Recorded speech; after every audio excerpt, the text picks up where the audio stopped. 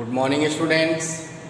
In previous video we have explained chapter 3, why do we need a parliament, and what is Lok Sabha and what is the Rajya Sabha, what is the role of president in our country, and what is the parliamentary form of government.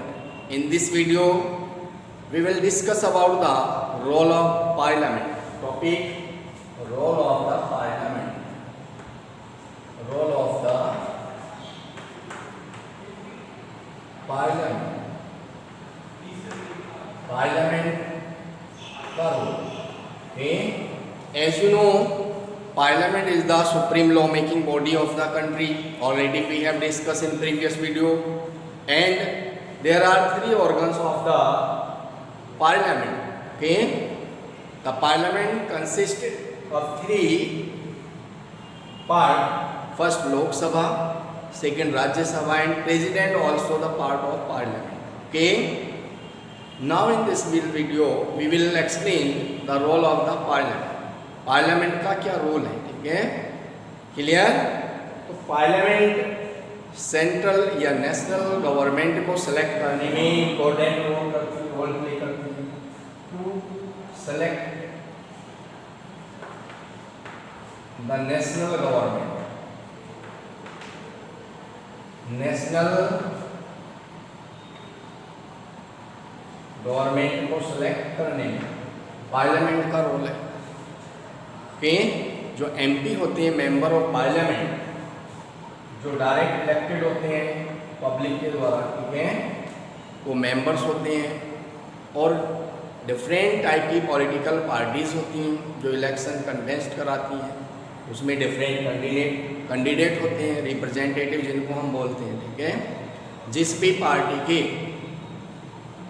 50% से ज़्यादा MP होते हैं वो government बना लेती है national level पर. Suppose that total seat 543 पे अगर इसकी 272 सीट कोई भी पार्टी अगर बना लेती है, इतनी सीटें ले आती है, ठीक है, तो उसी की गवर्नमेंट बन जाती है. जैसा कि आपने देखा है 2014 में अगर आप देखें जो बीजेपी थी उसकी अकेली सिंगल पार्टी 282 सीट, ठीक है. तो अकेली पार्टी ने जो बीजेपी है, ठीक है, भारतीय जनता पार्टी, उसकी 2014 में जो लोकसभा के इलेक्शंस हुए थे 282 सीट आई थी, जबकि कितनी लानी थी? 272. ओके. वो इसलिए मेजोरिटी पार्टी थी और इसने अपने अकेले पार्टी ने, सिंगल पार्टी ने, ठीक है, बीजेपी ने गवर्नमेंट चलाई. आज भी गवर्नमेंट है नेशनल लेवल पर. अंडरस्टूड? मेजोरिटी पार्टी, क्योंकि सबसे ज़्यादा सीटें इसी को मिली, सबसे ज़्यादा एमपी थे, मेंबर ऑफ पार्लियामेंट. क्लियर? तो जिस पार्टी के ज़्यादा एमपी होते हैं उसी पार्टी की गवर्नमेंट बनती है. फिर जो एक लीडर होता है, ठीक है, इन्हीं एमपी में से एक लीडर इलेक्ट होता है जो प्राइम मिनिस्टर होता है. अंडरस्टूड? पीएम. और फिर जब पीएम इलेक्ट हो जाता है तो पीएम की रेस्पॉन्सिबिलिटी है कि he select the different minister in his ministry and he distribute the work of the other minister. जितने भी और अदर मिनिस्टर होते हैं उसकी मिनिस्टर में, वो सबको वर्क प्रोवाइड कराते हैं, ठीक है, PM. It is the responsibility of the PM and he coordinates the different minister in his ministry, जिनको हम एग्जीक्यूटिव बोलते हैं. ओके. तो एग्जीक्यूटिव होते हैं, एग्जीक्यूटिव को वर्क प्रोवाइड कराना, डिफरेंट मिनिस्टर को सेलेक्ट करना, ये किसकी रेस्पॉन्सिबिलिटी होती है? पीएम. ओके. क्योंकि हमारे कंट्री में पार्लियामेंट्री फॉर्म ऑफ गवर्नमेंट है, इसलिए यहाँ पर प्राइम मिनिस्टर की ज़्यादा रेस्पॉन्सिबिलिटी होती है. क्लियर? जितने भी बिल्स होते हैं वो सब पार्लियामेंट में ही पास होते हैं. All bills. कोई भी बिल तभी कानून बनता है जब वो दोनों हाउस से पास हो जाता है, लोकसभा और राज्यसभा. अंडरस्टूड? अगर मान लीजिए किसी बिल को राज्यसभा वापस कर देती है लोकसभा में, ठीक है, रिकंसिडरेशन के लिए, और लोकसभा उसको रिकंसिडरेशन करके दोबारा फिर राज्यसभा में भेजती है पास करने के लिए, ठीक है। तो राज्यसभा को वो बिल पास करना ही होता है, अंडरस्टूड। 14 डेज के अंदर अंदर उसको पास करना होता है, अदरवाइज लोकसभा उसको पास मान लेती है, clear. And after it send to the president, जितने भी बिल होते हैं वो सभी प्रेसिडेंट के नाम से पास होते हैं, क्लियर। और प्रेसिडेंट का भी इसमें बहुत बड़ा रोल होता है, जब तक प्रेसिडेंट के साइन नहीं होते तब तक कोई भी बिल कानून नहीं बनता। As you know parliament is the supreme law making body.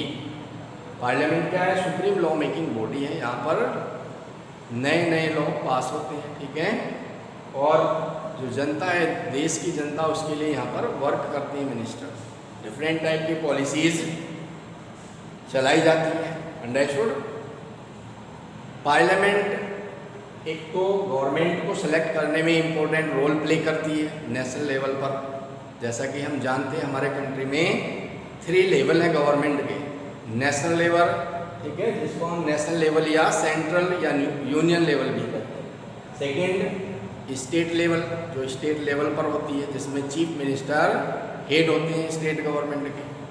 And local government जो विलेज लेवल पर होती है, अंडरस्टूड। तो नेशनल लेवल को सेलेक्ट करने में पार्लियामेंट का इम्पोर्टेंट रोल होता है, क्लियर। सेकेंड,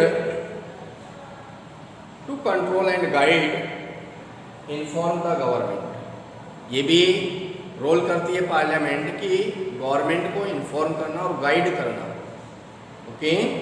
जैसा कि आप देखते हैं जब पार्लियामेंट चलती है, पार्लियामेंट का सेशन होता है जब, तो उसमें डिफरेंट मिनिस्टर डिफरेंट पॉलिसीज़ पर डिस्कस करते हैं, क्वेश्चन आवर होता है, और जो लोकसभा स्पीकर होते हैं वो क्वेश्चन वहाँ पर पुटअप किए जाते हैं उनसे, ठीक है, किसी भी बिल के बारे में या उससे रिलेटेड किसी भी पॉलिसी, अगर कोई गवर्नमेंट नई पॉलिसी बनाती है तो उसको डिस्कशन किया जाता है और उन सब के आंसर वहाँ पर देने होते हैं डिफरेंट मिनिस्टर्स को।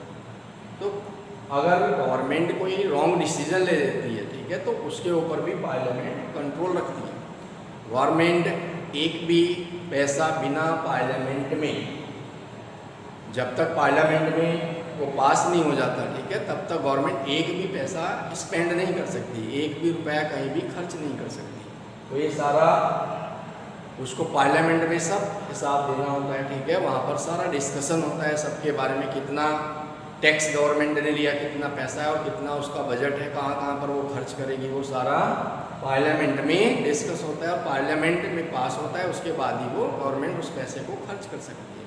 तो गवर्नमेंट को कंट्रोल करती है पार्लियामेंट और गाइड करती है। अगर मान लीजिए कोई मिस पॉलिसी गवर्नमेंट ले लेती है, कोई रॉन्ग डिसीजन, तो पार्लियामेंट में उसको रिसोल्यूशन किया जाता है, ठीक है, और गवर्नमेंट को इन्फॉर्म करती है कि आगे इस तरह की रॉन्ग पॉलिसी ना बनाए, ठीक है, क्योंकि वहाँ पर डिफरेंट एरिया से जो रिप्रेजेंटेटिव होते हैं वो डिफरेंट जो पब्लिक की ओपिनियन होती है वो भी डिस्कस वहाँ पर की जाती है। फिर अपोजिशन पार्टी के मेंबर भी होते हैं। अपोजिशन पार्टी कौन होती है? मान लीजिए किसी पार्टी की कम सीटें आ पाई इलेक्शंस में, ठीक है, लोकसभा इलेक्शन में, और वो गवर्नमेंट नहीं बना पाई, अंडरस्टूड, तो इस पार्टी को हम अपोजिशन पार्टी कहते हैं। जैसे कांग्रेस बीजेपी की अपोजिशन पार्टी है। अपोजिशन का भी बहुत बड़ा रोल होता है डेमोक्रेटिक सिस्टम में, डेमोक्रेसी में, क्योंकि जो अपोजिशन पार्टी होती है वो गवर्नमेंट क्या वर्क कर रही है, ठीक है, उसको क्रिटिसाइज़ करती है गवर्नमेंट को, गवर्नमेंट की जो पॉलिसीज़ हैं उनको क्रिटिसाइज़ करती है और पब्लिक में उनको बताती है, ठीक है, जिससे कि गवर्नमेंट की जो पॉलिसीज़ हैं वो पब्लिक को पता रहती है, उसका विरोध करती है अपोजिशन पार्टी, अंडरस्टूड। तो अपोजिशन का भी बहुत बड़ा रोल है डेमोक्रेसी में। And parliament inform the government. In democracy government there is a system of collective decision. Collective decision क्या होता है? यानी ऑल मिनिस्टर्स, जितने भी मिनिस्टर होते हैं, ठीक है, इंक्लूड द प्राइम मिनिस्टर, सबको कलेक्टिव डिसीजन लेना होता है। कलेक्टिव डिसीजन क्या होता है? कलेक्टिव डिसीजन सामूहिक निर्णय, ठीक है। अगर मान लीजिए गवर्नमेंट में एक मिनिस्टर मिनिस्टर कोई मिस्टेक कर लेता है तो सभी की रेस्पॉन्सिबिलिटी है, क्योंकि सब को रेस्पॉन्सिबिलिटी है, सबको आंसरेबल है पार्लियामेंट के प्रति, सबको आंसर देना पड़ता है वहाँ पर, ठीक है। अगर एक मिनिस्टर कोई मिस्टेक करता है तो सारे मिनिस्टर को अपना इस्तीफा देना पड़ता है, यानी गवर्नमेंट फेल हो जाती है, अंडरस्टूड। तो इसलिए सबकी एक रेस्पॉन्सिबिलिटी होती है और ये कलेक्टिव रेस्पॉन्सिबिलिटी का फॉर्मूला, ठीक है, इसको हम कलेक्टिव रेस्पॉन्सिबिलिटी भी कहते हैं। क्लियर? तो it is the role of the parliament in our country. Thank you and have a nice day.